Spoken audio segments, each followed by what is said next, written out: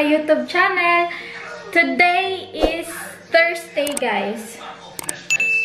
Matatawag ba na Holy Thursday? Hindi ko alam, my goodness. And it's already 4 p.m. 4:15 na, yes. Late na akong nag-start ng vlog. Late na kasi wala naman kasi akong ginagawa kanina. Nag-edit lang ako ng video and then nag-upload. And then, yeah, uploaded na yung video ko na sino yung humahawak ng pera sa amin ng asawa ko. So, yeah. Nagugutom ako, guys. Uubusin ko lang tong natirang rice for my lunch. Magla-lunch pa ako. And then, magluluto ako ng fish.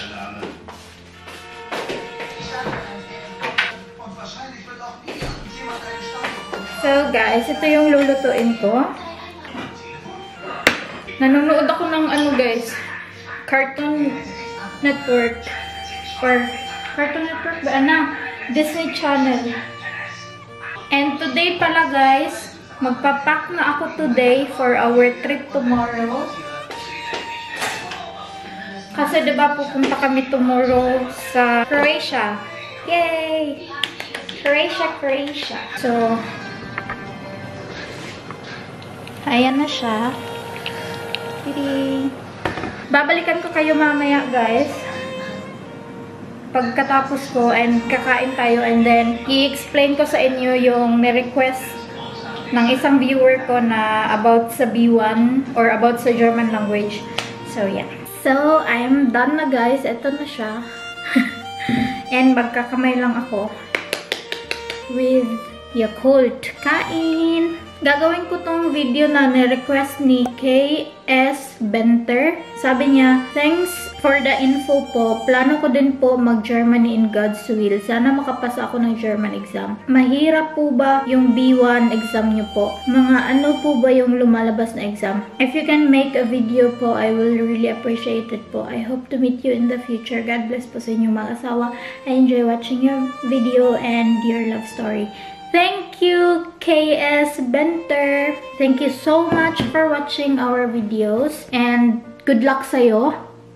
So, yung una, mahirap po ba yung B1 exam? Kung napasa mo yung A1 or A2 na exam, hindi ka mahihirapan sa B1. Kasi ang proseso ng exam sa B1 is same as A1. Like, my listening, my reading, my letter writing, and my communication. Hindi naman siya ganun kahirap talaga as in like B2. Mas mahirap lang siya ng konti kumpara sa A1 or A2 na exam. And kung mag-B1 exam kayo, hindi naman kayo pababayaan ng teacher nyo. I'm sure bibigyan kayo ng tip kung paano siya gawin. And I'm sure before sa exam nyo, magpa-practice kayo niyan before kayo mag-exam or mag-take ng exam. And then, mga ano ba ang lumalabas na exam? Actually, guys, hindi mo ma-predict kung ano yung mga lalabas na questions doon or kung ano-ano. Basta yung first part is listening, second part is reading, third part is letter writing, and the last part or the final part is the talking or communication skills. Bibigyan kayo ng litrato and then i-describe nyo yung nasa picture and then tatanungin kayo ng examiner nyo. May tatanong sila sa inyo and kailangan nyo lang sagutin. And yun lang yun. Ako mismo hindi ko na alam kasi matagal na yun. As 2017 pa yun, guys. Natapos ko yung B1 ko 2017. So ang tagal na, hindi ko na siya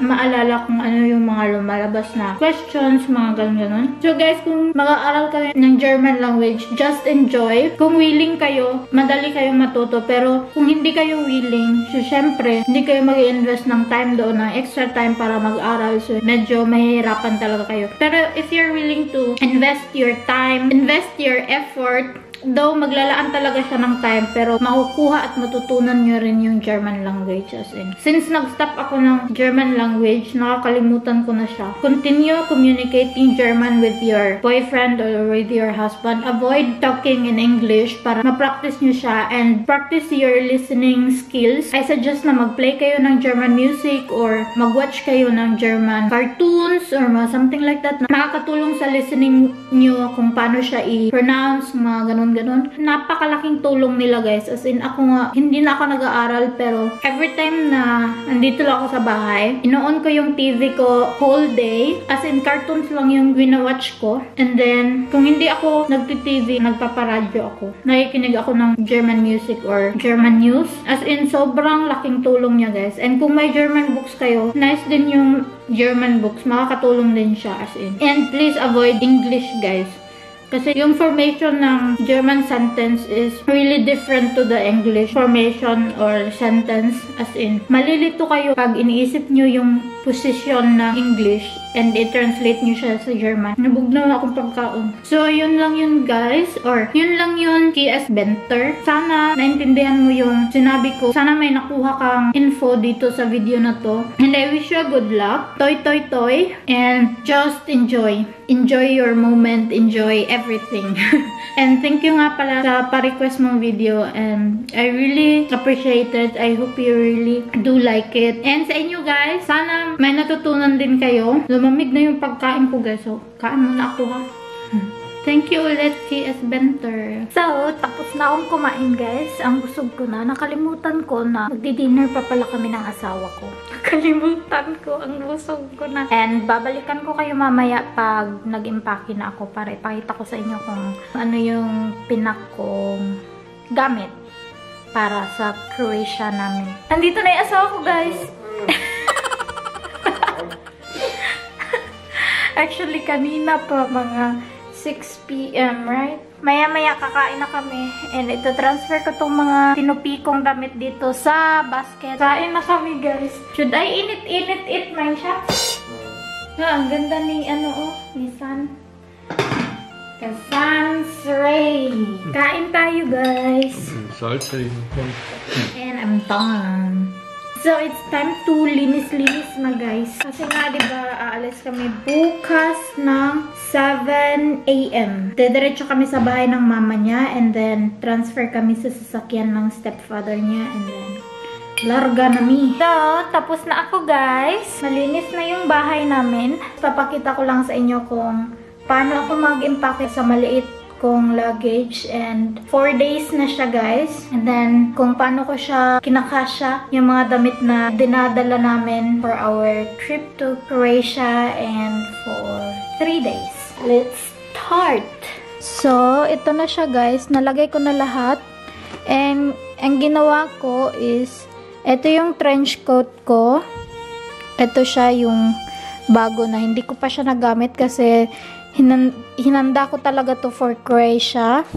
And then, yung cardigan ko na black, ginanon ko siya para hindi naman siya gaanong anong tawag na to? Ma-crumpled. Crumpled ba?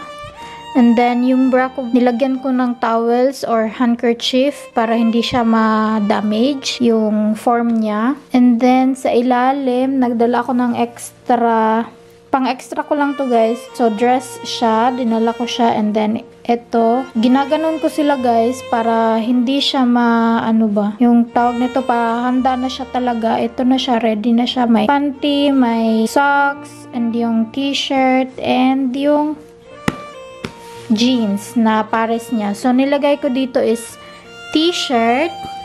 And then, nandito na din yung panty at saka socks. And, i-combine ko siya dito sa jeans para hindi ako magdadala ng maraming jeans and hindi naman kita yung dumi. And then, ito din siya. Same lang yung position niya dito. Andito na din yung t-shirt niya, yung undergarments, and ready na din siya, guys. So, ginanyan ko lang siya para may space ito dito para hindi siya masira. So, ayan. So, close na natin siya kasi handa na yan. And then, nagdala din ako ng panty liners. And then, ito yung sa asawa ko. One pullover. Yung undergarments niya, yung socks nandito. So, niroll ko siya guys para malakihan yung space. And ito sa akin, inano ko lang, siningit ko sa kanya. Ito yung pangtulog ko na may na din, may undergarments na din. And yung t-shirts niya na 2, 4, 5 t-shirts. And wala na siyang dalang jeans kasi isang jeans lang yung susuotin niya for the whole trip. So, walang extra na pants yung asawa ko. So, yun lang. So, i-close na natin siya. siya. O, diba? Sobrang gaan ito, guys. As in, hindi siya nag-expand. Pinili ko talaga tong ganito na case para magaan lang din siya sa akin kasi hindi naman all of the time na nagta-travel kasama ko asawa ko. Mabigat kasi yung nag-expand and ayoko yung may zipper. So, ganito yung pinili ko. Ang ganda niya. And then, eto, itong toiletries namin. Lalagay namin to sa backpack ng asawa ko. Kapag nagta-travel kami, hindi mawawala yung more than 30 years na rucksack niya or backpack niya. And ipapakita ko sa inyo kung anong laman ito. So, ayan. First, dito ko nilagay yung, wala kasi akong lalagyan nitong cotton pads. And then, nagdala ako ng mga mini brushes. Ayan, 3 lang yung dinala ko. Kasi hindi naman ako nag-full makeup. Dito sa malaking compartment, ayan siya. So, ito yung dinala ko na makeup remover. Ito siya. It's from Garnier. And then, yung Dio ko, ito yung deodorant ko na ginagamit. It's from Nivea. And then, sa asawa ko naman is from Sebamed. And then, yung pang-allergy ng asawa ko. And yung pills ko. And yung lotion ko. And then, yung cream namin mag-asawa. And then, ito, dinala ko siya. Bagong-bago ko pa ito na-receive. Hindi ko pa ito nagamit. So, ito yung gagamitin ko since mainit doon. Siguro, pang against the sun. And then, itong kabibili lang namin na eye cream ng asawa ko. And ito yung eye cream ko from Neutrogena. And then, nagdala ako ng mga face mask. And then, itong press powder ko na nag-iisa lang. And then, dito ko nilalagay sa gilid yung sanitary napkin ko kasi nga may dalaw tayo. And lastly, dito ko din nilagay yung mini kikay kit. Dinala ko tong Vice Cosmetic na blush. Gusto ko siya i-try. Hindi ko pa siya na-open, guys. Hindi pa siya nagamit. Nakasealed pa siya. Bigay ito sa akin ni Ate Heidi. Hi, Ate Heidi. Thank you. And then, itong from Revolution na always kong ginagamit na highlighter. And then, yung mascara ko na waterproof. And nagdala ako this time ng 2 eyebrow. And then, yung eyelash curler ko. And then, yung sharpener ng eyebrow pencil. And then, yung dinala ko yung pangmalakasan kong brow mascara. It's from NYX. And then, nagdala ako ng lipsticks. Ito is from Maybelline and in the shade Fighter. Ayan siya, 75. And dinala ko yung mga matagal sa lips. This one, yung bago kong nabili. And then, of course, kasi nga matagal silang matanggal, dadalhin ko tong Superstay Eraser. So, yun lang yung laman ng Kikay Kit. So, yan lang. And we're ready to go. Kulang pala namin dito sa toiletry namin is toothbrush namin at saka toothpaste. So, ayan na siya. Ready na kami, guys. Ayan. So, andito na yung laptop ko. Ito yung niya, yung mouse niya. And then, ito yung charger niya. And then, ito yung mga adapter ko. Lagay natin siya dyan. So, charger ng phone. And then, yung hard drive disk natin. Ipak din natin siya. And then, yung wire niya. And then, yung headset. Voila! Perfect! And then, itong charger ng asawa ko, lalagay natin sa bag niya. And ito, yung headset ng cellphone ko, lalagay ko po sa aking bag. So, ayan. Perfect! Tapos na yung sa asawa ko. Uy, ang bigat.